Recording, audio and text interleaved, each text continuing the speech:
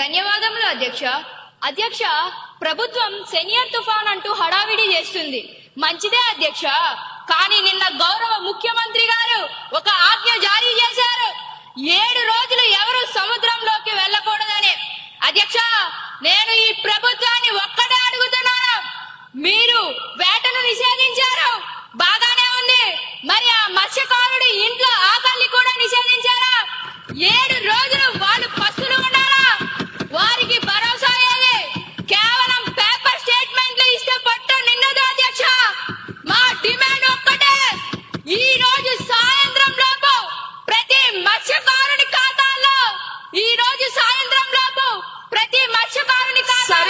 సరే మీ సమయం అయిపోయింది. మంత్రి గారు సమాధానం చెబుతారు.